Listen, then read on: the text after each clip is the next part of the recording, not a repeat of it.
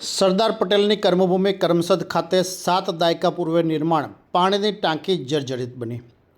મનપાને વારંવાર રજૂઆત કરતા અવગણતા દુર્ઘટના સર્જાય તો જવાબદાર કોણ? સરદાર પટેલની કર્મભૂમિ કરમસદ ખાતે વર્ષ 1957માં જન સુવિધા માટે પાણીની ટાંકી ઊભી કરવામાં આવી હતી. જે બાદ કરમસદ પાલિકા બનતા વહીવટ પાલિકા હસ્તે આવ્યા બાદ છેલ્લા 4 વર્ષથી જર્જરિત બનતા દરકાર ન રાખતા હાલમાં કરમસદનો મહાપાલિકામાં સમાવેશ થતો હોય વારંવાર રજૂઆતો કરવા છતાં અવગણના કરવામાં આવતા દુર્ઘટના સર્જાય તો જવાબદાર કોણના સવાલ ઉઠવા પામ્યાનું જાણવા મળ્યું છે.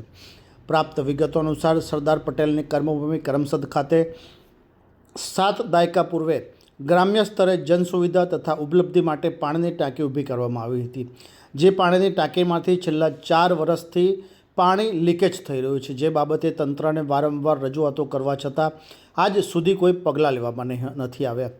જે બાદ કરમસદ બનતા ભાજપનું શાસન છતાં 4 વર્ષથી સદર પાણીની ટાંકી જર્જરિત બનતા જે તે સમયના પાલિકા શાસકો દ્વારા દુર્લક્ષ સેવવામાં આવતા હાલમાં કરમસદ આણંદ મહાપાલિકા બની હોય મનપામાં કરમસદનો સમાવેશ કરવામાં આવતા સદર પાણીની ટાંકીની મરામત માટે તંત્રને વારંવાર રજૂઆતો કરવા છતાં મનપા દ્વારા અવગણવામાં આવતા દુર્ઘટના સર્જાય તો જવાબદાર કોણના સવાલ ઉઠવા પામ્યાનું જાણવા મળ્યું છે.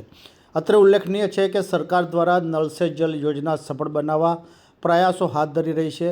ત્યારે કરમસદની 7 દાયકા પૂર્વે નિર્માણ પાણીની ટાંકી જર્જરિત બની હોય તૂટી પડે તો યોજના કેટલી સફળના સવાલ પણ ઉઠવા પામ્યાનું જાણવા મળ્યું છે.